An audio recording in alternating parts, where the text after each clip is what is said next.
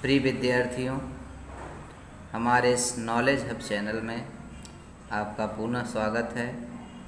आज हम कक्षा 9वीं के विज्ञान विषय के भाग 2 के 6वें लेसन वनस्पतियों का वर्गीकरण इसका हम अध्ययन करने वाले हैं। बच्चों, ध्यानपूर्वक इस वीडियो में अंत तक आप बने रहिए, जिससे हम ज़्यादा से ज़्यादा आपको जानकारी प्रदान कर सकें। तो चलिए बच्चों, स्टार्ट करते हैं। लेसन का नाम है वनस्पतियों का वर्गीकरण। वर्गीकरण मतलब होता है बच्चों बांटना। यानी अगर हमको वनस्पतियों का वर्गीकरण करना है तो क्योंकि ऐसे लाखों प्रजाति की वनस्पतियां जो है विश्व में पाई जाती हैं हमारे इस प्रकृति में, अगर हम इनका वर्गीकरण न करें, अगर इन्हें अलग न किया जाए, इनकी क्या विशेषता होती है, क्या गुण होते हैं, किस प्रकार की होती हैं, ऐसी बहुत सी प्रजातियां हैं, उनके हम लक्षणों को नहीं जान सकते। इसीलिए बहुत से वैज्ञानिकों ने क्या किया, इनका वर्गीकरण किया।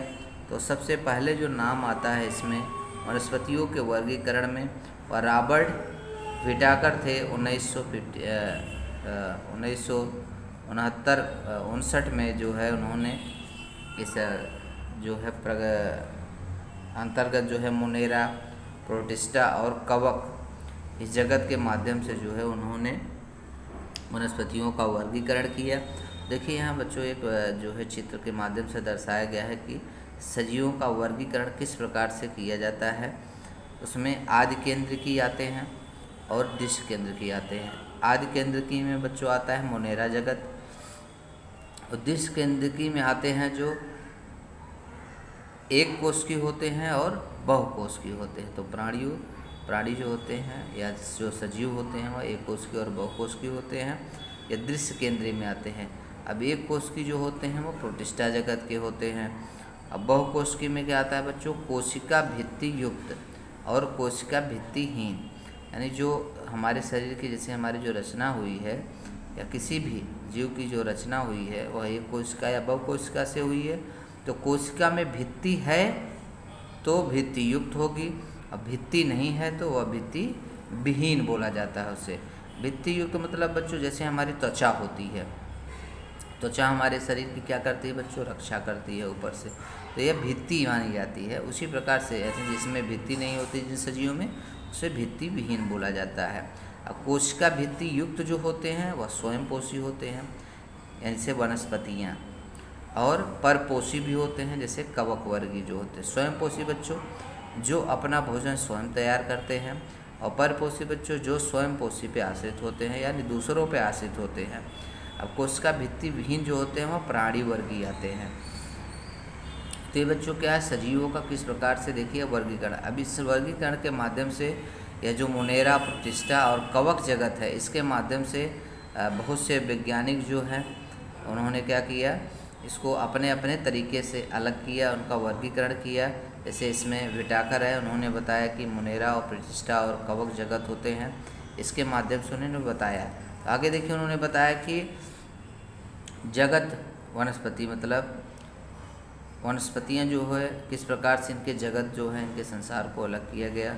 कोशिका भित्ति युक्त दृश्य केंद्रीय कोशिका होने वाले स्वयंपोषी सजीवों में के समूह को वनस्पति के नाम से पहचाना जाता है। तो वनस्पतियाँ पर्णहरित की सहायता से प्रकाश संश्लेषण करती हैं। जैसे बच्चों आपको मालूम होगा कि अपने जो है प्रकाश, सूर्य के प्रकाश से जो है पर्णहरित के माध्यम से प्रकाश संश्लेषण करके और अपना भोजन बनाती है, इसलिए वह स्वयंपोषी बनी है।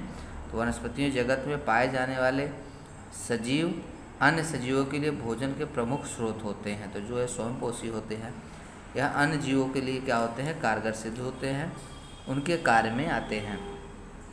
जैसे यहाँ पे देखिए बच्चों बताया गया है कि वनस्पतियों के उच्च स्तरीय वर्गीकरण में फूल, फल और बीज का आना या न आना, इसके आधार पर बीजपत्री, यानी बीज आता है तो बीजपत्री हैं, बीज नहीं आता है तो अबीजपत्री हैं। और बीज फल से ढके होने या न होने के आधार पर आवृत्त बीजी या अनावृत्त बीजी, यानी आवृत्त बीज मतलब उस बीज पे अगर जो है ढका हुआ है तो आवृत्त बीजी है, और नहीं ढका हुआ है तो उस फल को क्या कहते हैं, अनावृत बीजी फल कहा जाता है। तथा बीजों में पाए जाने वाले बीज पत्रों के आधार पर एक बीजपत्री तथा द्विबीजपत्री इन लक्षणों को में ध्यान दिया जाता है। देखिए बच्चों, इसी प्रकार से जैसे फल का उदाहरण दिया, जैसे फल बहुत से होते हैं, किसी फल में एक बीज पाया जाता है, किसी में 2 बीज पाए जाते हैं, किसी में और उससे भी अत्यधिक पाया जाता है। तो इन लक्षणों के माध्यम को भी ध्यान में रखकर क्या किया जाता है, सजीवों का वर्गीकरण या वनस्पतियों का बच्चों क्या किया जाता है, वर्गीकरण किया जाता है। आगे चलिए हम देखते हैं, जैसे यहाँ दिया है उपजगत अबीजपत्री वनस्पतियाँ। इसमें जैसे बताया है कि जैसे कहीं पे पानी अगर गंदा पानी कहीं पे हो अगर, तो वहाँ पे आप जाइए तो वहाँ पे आप देख सकते हैं कि कुछ तंतु को इकट्ठा करिए, स्लाइड्स पे लाइए, आच्छादन वाला यानी आर पार दिखने वाला होना चाहिए। अगर उसे उस कांच से आप आच्छादन कांच से देखते हैं सूक्ष्मदर्शी से, तो आपको छोटे छोटे जो उसमें हरित लवक दिखाई देते हैं, और इसे ही स्पायरोगायरा कहा जाता है। एक छोटा सा सजीव होता है, जीव होता है। विभाग एक में सबसे पहले बताया उन्होंने थैलोफाइटा वर्ग की वनस्पतियां जो होती हैं। इन वनस्पतियों की उपज प्रमुख रूप से पानी में होती है, यानी ये पानी में पाए जाते हैं, थैलोफाइटा विभाग के जो होते हैं। और जड़, तना, पत्तियां, फूल जैसे विशेष अंग न होने वाली पर्णहरिम के कारण स्वयं पोषी होने वाली वनस्पतियों के इस समूह को शैवाल यानी एल्गे भी कहते हैं। शैवाल में विविधता पाई जाती है, यानी ये भी अलग अलग प्रकार के होते हैं, जैसे एक कोष की, बहुकोष की, अति सूक्ष्म यानी बहुत छोटे, तो कुछ सुस्पष्ट रूप से बड़े आकार वाले शैवाल भी पाए जाते हैं, जो दिखाई भी देते हैं। उदाहरण जैसे स्पायरोगायरा, यूलोथ्रिक्स, हलवा, सरगैसम इत्यादि। इनमें से कुछ वनस्पतियाँ मीठे तो कुछ खारे पानी में पाई जाती हैं। तो इन वनस्पतियों का शरीर प्रमुख रूप से नरम और तंतुमय होता है। इसी समूह में पर्णहरिम न होने वाले विभिन्न प्रकार के किंड तथा फफूंदी का समावेश भी होता है, और इन्हें ही किंडों में जो आता है बच्चों उसे फंगी या कवक कहते हैं। आपको याद रखना है फंगी या कवक। देखिए इसमें कुछ अलवा कैसा होता है, कारा, ये सब समुद्री देखिए बच्चों जो है या जीव होते हैं। ये थैलोफाइटा विभाग के हैं, और यह अक्सर जो है समुद्र में खारे पानी में अक्सर पाए जाते हैं। सर्पिल, हरित लवक, स्पायरोगायरा इस प्रकार का होता है। दूसरा है बच्चों जो विभाग दिया है वो ब्रायोफाइटा है। तो ये ब्रायोफाइटा विभाग जो है इसमें जैसे आते हैं, इस समूह में वनस्पतियों का जो है, वनस्पतियों का जगत में उभयचर कहा जाता है। उभयचर बच्चों उसे कहा जाता है जो पानी में भी होते हैं और सूखे ज़मीन पर भी होते हैं, जहाँ नमी थोड़ी बहुत होती है, क्योंकि इनकी वृद्धि नम मिट्टी में होती है। परंतु प्रजनन यानी जो जन्म लेते हैं जिनके लिए पानी की आवश्यकता थोड़ी होती है। यह वनस्पतियाँ निम्न स्तरीय बहुकोषीय और स्वयं पोषी होती हैं। इनमें बीजाणु निर्मित में प्रजनन होता है। विभाग ब्रायोफाइटा की वनस्पतियों की रचना चपटे, रिबन, फीते जैसे लंबी होती है। इन वनस्पतियों में मूल रूप से पाई जाने वाली जड़ें, तना, पत्तियाँ नहीं होती। इनमें पत्तियों जैसी रचना होती है और जड़ों की जगह जैसे अंग मूलाभ होते हैं। जहाँ जड़ होती है उसे अंग से मूलाभ होते हैं, यानी सीधा स्टेट। पानी और भोजन में संवहन के लिए विशेष ऊतक नहीं होते हैं, जैसे फ्यूनेरिया, एंथोसिरास, रिक्सिया इत्यादि। ये जो वनस्पतियाँ होती हैं या कैसे होती हैं, मतलब इनमें मूलाभ पाया जाता है, जड़ जैसे अंग होते हैं। जैसे इसमें देखिए कुछ बच्चों दिया गया है, जैसे मूलाभास, ये पत्ती है मूलाभास, पत्ती से भाग। देखिए आपने देखा होगा गाँव में या कहीं भी देखा होगा बच्चों कि पत्तियाँ ज़मीन पे रहती हैं और पत्तियों से क्या होते हैं, उन पत्तियों से फूल या पेड़ जो है निकलते हैं, ऐसा होता है। तो तीसरा विभाग जो दिया है बच्चों टेरिडोफाइटा विभाग है। इस विभाग में जो है बच्चों जिसमें देखिए स्पष्ट इसमें दिखाई दे रहा है, इनका प्रजनन जो जन्म होता है पत्तियों के निचले भाग पर पाए जाने वाले बीजाणुओं से होता है। और इसे फर्न हो गया, नेफ्रोलेपिस हो गया, मार्सेलिया, टेरिस, एडिएंटम, एक्विसेटम, सिलेजिनेला, लाइकोपोडियम इत्यादि। इन वनस्पतियों में अलैंगिक प्रजनन बीज द्वारा तथा लैंगिक प्रजनन युग्मक के द्वारा होता है।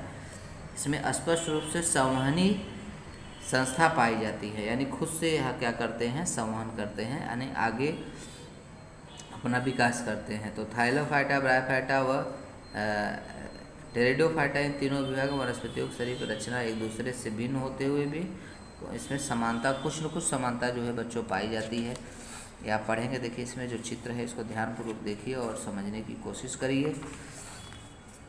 आगे बच्चों देखिए बताया गया है कि उप बीजपत्री क्या होते हैं। जैसे अभी हमने पढ़ा है पिछले, देखिए उसमें हमने पढ़ा उपजगत अबीजपत्री, और इसमें बीजपत्री जो होते हैं इसमें बीज पाया जाता है। जैसे हमने बताया बीज उत्पन्न करते हैं। जिन वनस्पतियों में प्रजनन के लिए विशेष ऊतक होते हैं तथा वे बीज उत्पन्न करते हैं उन्हें बीजपत्री वनस्पतियाँ कहते हैं। इनमें प्रजनन प्रक्रिया के पश्चात बीज निर्मित होता है। बीज के अंदर भ्रूण के साथ संचित पोषक पदार्थ होता है जिसका उपयोग भ्रूण के प्रारंभिक विकास एवं अंकुरण से के समय होता है। बीज फल से ढका हुआ होता है या नहीं, इसकी विशेषता के आधार पर बीजपत्री वनस्पतियाँ या अनावृत बीजी या आवृत बीजी वनस्पतियाँ में किया गया है। तो जैसे उसमें थैलोफाइटा दिया है, ब्रायोफाइटा दिया है, उसमें इसमें बीजपत्री में आते हैं। अनावृत बीजपत्री क्या होते हैं बच्चों? अनावृत जो बीजपत्री होते हैं ये समूह वनस्पतियाँ बहुधा सदा हरित बहुवर्षीय काष्ठमय होती है। इन वनस्पतियों में तनों की शाखाएं नहीं होती और पत्तियां मिलकर सक्रिय मुकुट का निर्माण करती हैं।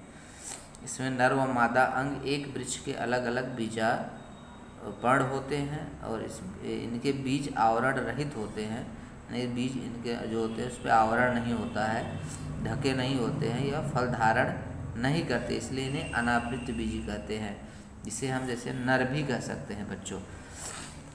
जैसे साइकस पीसिया जो होता है, यूजा मोरपंखी जिसे बोलते हैं हम लोग, पाइनस का देवदार का पेड़ इत्यादि। आवृत बीजी जो होते हैं बच्चों, इसमें मतलब आवृत, इसमें मतलब यह क्या होता है बच्चों, ये आवरण इसमें होता है। इन जैसे यहाँ बताया है इन वनस्पतियों में आने वाले फूल ही इनके प्रजनन के अंग हैं। फूलों का रूपांतरण फलों में होता है और फलों के अंदर बीज की निर्मित होती है। इन बीजों का आवरण होता है, इसमें आवरण पाया जाता है। जिन वनस्पतियों के बीज आसानी से दो भागों में विभाजित होते हैं इन्हें द्विबीजपत्री कहते हैं, और परंतु जिन बीजों के दो भाग नहीं होते इन्हें एक बीजपत्री वनस्पतियाँ कहा जाता है। यहाँ पे देखिए बच्चों दिया गया है मकई, सरसों, ये सब देखिए जो होते हैं ये बीजपत्री। तो बच्चों आज के लिए इतना ही। इसमें देखिए वनस्पति जगत के जो है इसमें जो चित्र दर्शाया गया है इस चित्र को आप पढ़िए और समझने की कोशिश करिए। अगले वीडियो में बच्चों हम और अगले लेसन के साथ मिलेंगे, अगले सब्जेक्ट के साथ मिलेंगे। तो अगर हमारा वीडियो पसंद आया तो ज़रूर बच्चों आप एक दूसरे के बीच शेयर करिए, ज़्यादा से ज़्यादा इसे सब्सक्राइब करिए और शेयर करिए, इससे लोग ज़्यादा से ज़्यादा पढ़ सकें और आपके पास नई नई वीडियो हम आपके पास शेयर कर सकें। तो आज के लिए इतना ही बच्चों, धन्यवाद।